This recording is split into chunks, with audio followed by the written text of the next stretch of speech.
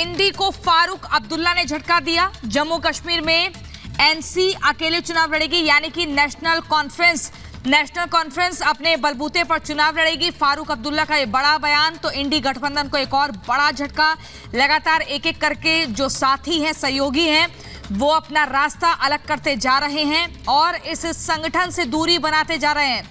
वहीं जम्मू कश्मीर में national conference यानी कि फारूक अब्दुल्ला की पार्टी अब अकेले अपने दम पर अपने बलबूते चुनाव लड़ेगी, इसका औपचारिक ऐलान हो चुका है।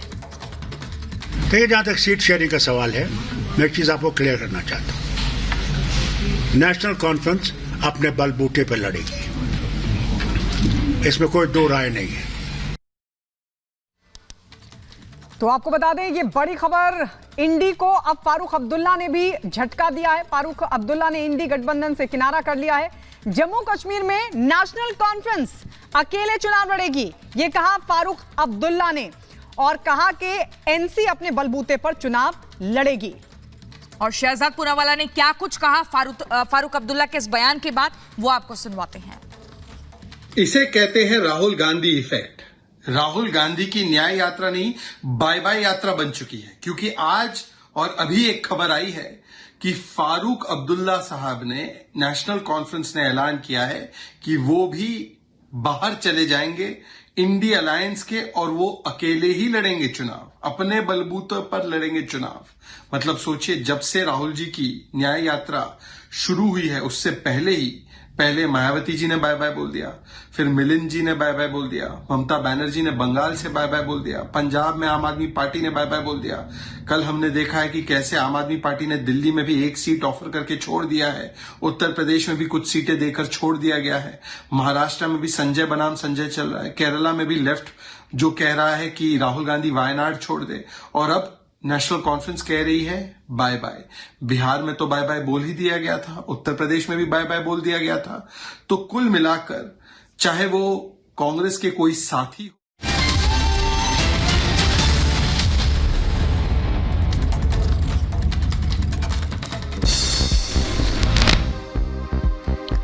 बंगाल विधानसभा पर बीजेपी का प्रदर्शन। शुवेंदु अधिकारी प्रदर्शन में शामिल हुए। बीजेपी विधायकों ने जमकर नारेबाजी की।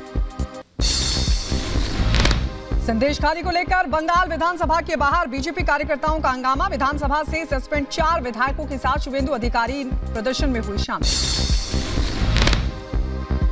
संदेश खाली पर सीएम ममता का बयान, कहा अब तक 17 लोगों की गिरफ्तारी हुई, दोषियों को बख्शा नहीं जाएगा। सिलीगुड़ी में बीजेपी का विरोध प्रदर्शन लगातार जारी। संदेश खाली मामले पर बीजेपी कार्यकर्ताओं में रोष। सिलीगुड़ी में उग्र हुआ बीजेपी का प्रदर्शन। प्रदर्शनकारियों और पुलिस में झड़प की तस्वीरें सामने आई। बठिंडा से बरनाला रेलवे लाइन पर बैठे प्रदर्शनकारी। पंजाब के बठिंडा में पटरियों पर बैठे प्रदर्शनकारी। पंजाब में तेज हुआ प्रदर्शनकारियों का विरोध। अपनी मांगों को लेकर कई रूट्स पर ट्रेनों की आवाजाही रोकी। शाम 4 बजे तक रेल रोकने का ऐलान। मोहाली के राजपुरा में ट्रैक पर बैठे प्रदर्शनकारी, हाथों में झंडे लेकर बैठे प्रदर्शनकारी, ट्रैक को पूरी तरीके से किया जाम। दिल्ली कूच कर रहे प्रदर्शनकारी, जगह जगह कर रहे सड़क जाम। चंडीगढ़ दिल्ली हाईवे के टोल प्लाजा पर विरोध प्रदर्शन किया। और इस बीच बड़ी खबर आपको बता दें, बड़ी खबर ये कि दोहा में प्रधानमंत्री मोदी का भव्य स्वागत हुआ। पीएम मोदी को मिला गार्ड ऑफ ऑनर। कतर के अमीर के साथ प्रधानमंत्री नरेंद्र मोदी की मीटिंग है। कतर के अमीर शेख तमीम बिन हमद अल थानी के साथ प्रधानमंत्री मोदी ने द्विपक्षीय मुद्दों पर बातचीत की है। तस्वीरें हम आपको दिखा रहे हैं। बड़ा सम्मान प्रधानमंत्री मोदी को दोहा में गार्ड ऑफ ऑनर दिया गया। कतर के अमीर के साथ प्रधानमंत्री मोदी ने मीटिंग की और वो तस्वीरें हम आपको दिखा रहे हैं। कतर के अमीर शेख तमीम बिन हमद अल थानी के साथ प्रधानमंत्री मोदी ने द्विपक्षीय मुद्दों पर बातचीत की है। तो कतर पहुंचे जब प्रधानमंत्री नरेंद्र मोदी, जोरदार स्वागत, भव्य स्वागत। वहां भारतीयों ने उनका स्वागत किया। तो वहीं दूसरी तरफ कई ऐसे द्विपक्षीय मुद्दे जिसमें दोनों देशों के रिश्तों को मजबूत किया जा सके, उन पर बातचीत हुई है, उन पर चर्चा हुई है वहां के अमीर के साथ। प्रधानमंत्री नरेंद्र मोदी का खाड़ी देशों का दौरा आज खत्म हो जाएगा। मोदी का यूएई और कतर में भव्य स्वागत किया गया।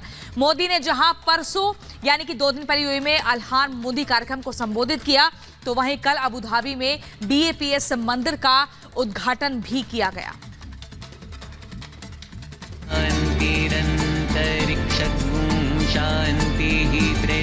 ये दमदार हिंदुस्तान का दम है। ये 140 करोड़ से ज्यादा भारतीयों की ताकत है।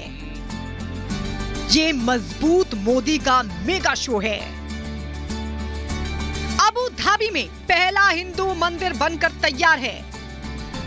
विदेशी धरती के साथ ही मुस्लिम मुल्क पर हिंदू मंदिर के उद्घाटन के साथ ही बुधवार का दिन इतिहास के पन्नों में दर्ज हो गया।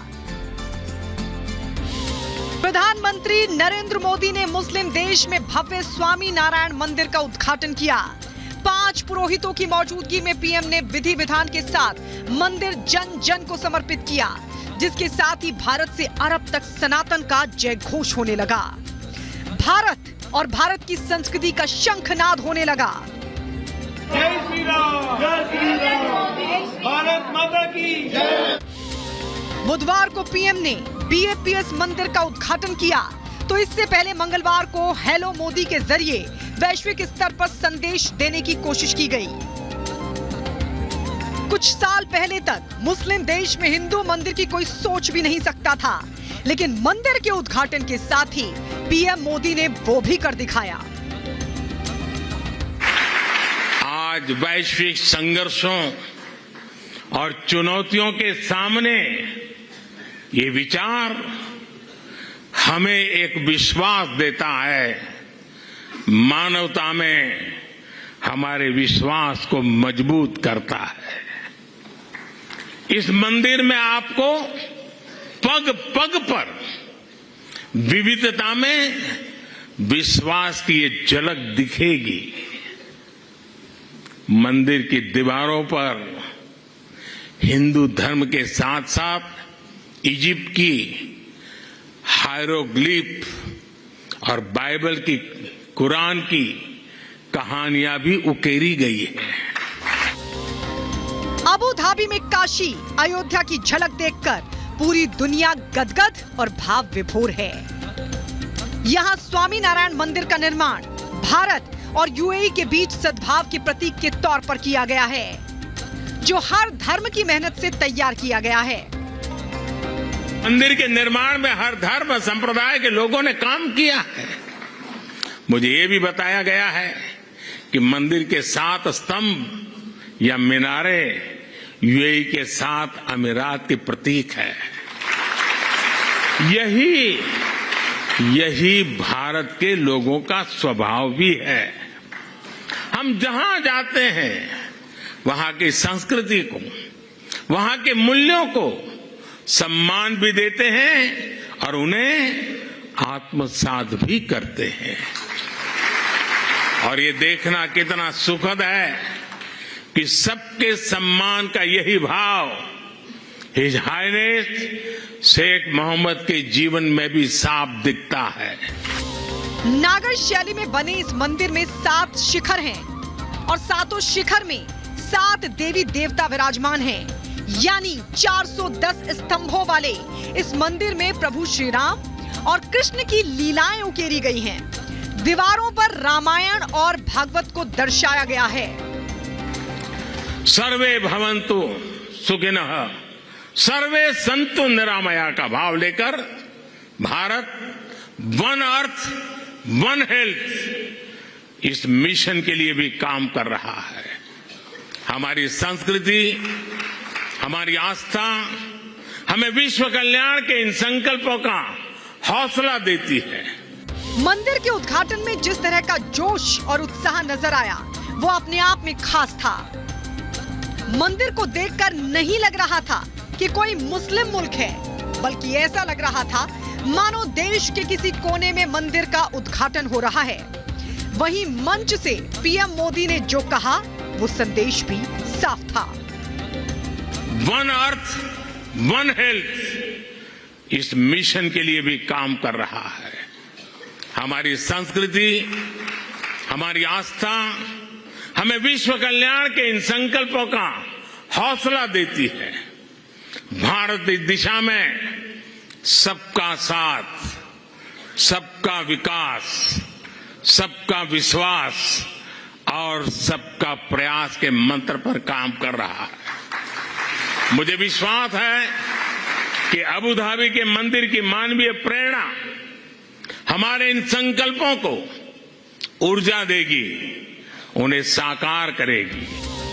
7 साल पहले अरब देश में मोदी ने ही मंदिर की नींव रखी थी और अब भव्य मंदिर का उद्घाटन हो चुका है। विश्व के पटल पर मंदिर की अमिट छाप दस्तक देने लगी है, तो पूरी दुनिया मोदी और भारत का गुणगान कर रही है। जिस तरह से प्रधानमंत्री जी ने कहा कि एक सेतु बना है भारत और यूएई के बीच में, जो हजारों साल तक अमर रहेगा। और सबसे सुंदर बात जो मुझे आज लगी, प्रधानमंत्री ने जिस तरह से कहा कि वो भारत माता के पुजारी हैं, ये बात मुझे लगता है कि हर भारतीय के दिल को छू जाएगी।